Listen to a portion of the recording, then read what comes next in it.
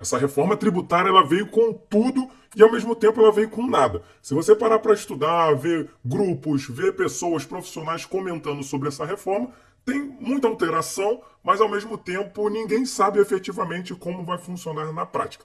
Porque por mais que tenha essa lei, esse projeto de lei falando sobre as alterações, depende muito de lei complementar para dizer como é que vai funcionar.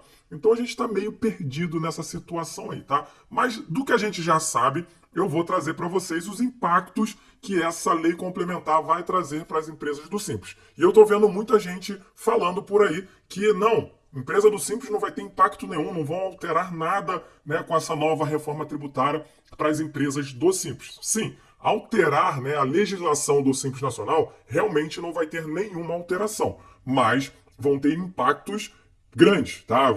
Impactos que a gente tem que levar em consideração, ainda mais nós que trabalhamos com as empresas do Simples, tá? Mas calma, que eu vou falar tudinho aqui para vocês, vou explicar da melhor forma. Mas se você já gostou desse tema e realmente quer saber tudo que eu vou trazer para vocês, já peço que você deixe aquele like pro YouTube identificar que esse conteúdo é bom, divulgar para mais pessoas, se inscreva no canal para não perder nenhum conteúdo e vamos compartilhar esse vídeo aqui, que é muito importante esse assunto. A gente está sendo introduzido nessa nova lei da reforma tributária. Então compartilhe no grupo que você faz parte, com seus colegas e tudo mais, para que mais pessoas entendam sobre isso. E eu tô vendo muita gente falando besteira sobre essa parte do Simples Nacional, tá? Muita gente não tem muito entendimento e acaba falando alguma coisa lá e tudo mais, tá? Beleza, eu estudei, dei uma olhada, né, nesse projeto de lei, nessa PEC da reforma tributária, e realmente não vai ter alteração nenhuma dentro do Simples Nacional. O Simples Nacional vai continuar da mesma forma, tanto simples, né, que a gente coloca ali dentro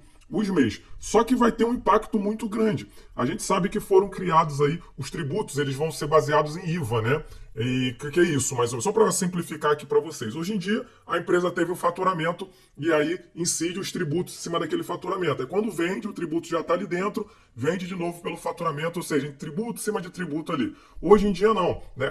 Hoje em dia não, né? A partir do momento que essa lei estiver valendo, essa nova reforma tributária, muitas empresas vão pagar os tributos em cima somente da diferença. Ah, se o tributo, comprei a mercadoria com R$ 10.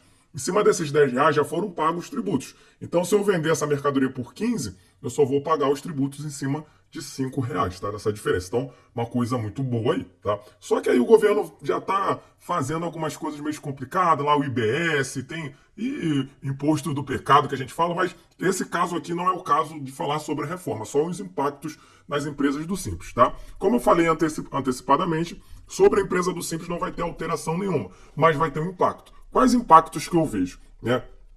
Esse que eu acabei de falar para vocês do pagamento só dos tributos em cima da diferença que você está vendendo ali, isso é um ponto muito positivo. Só que isso não vai poder ser aplicado em cima das empresas do Simples Nacional.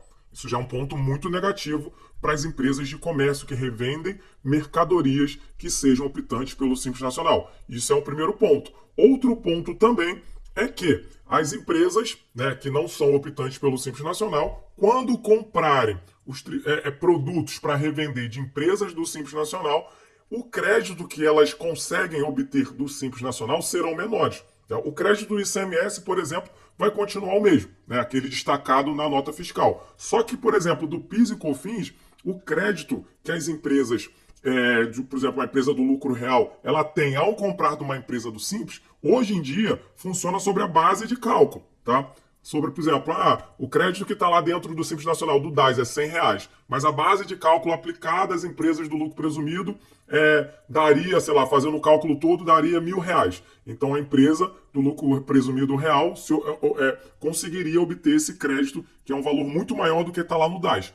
Quando começar a valer essa reforma tributária, quando a empresa comprar do Simples Nacional, o crédito que ela vai poder obter é somente o crédito que está ali especificado dentro do DAS. Então é uma coisa muito complicada. O que vai acontecer que a gente está analisando? Que muitas empresas vão deixar de comprar de empresas do Simples Nacional. E isso vai gerar um problema muito grande, né? Os empresários, donos de empresas grandes, vão querer dar preferência a uma empresa do lucro presumido, uma empresa do lucro real, para conseguir obter esses créditos da melhor forma possível. Então, é um problema, né? Mas é claro, dependendo da cidade, dependendo de vários fatores aí, pode melhorar ou piorar cada vez mais esse ponto. E as empresas, por exemplo, do Simples Nacional, que são de comércio, também não vai poder fazer essa diferença do IVA ali, né? Então, é algo a se pensar também. Só que tem esses pontos todos ruins para as empresas, acredito muito, para as empresas de comércio optantes pelo Simples. Então, nós, contadores, que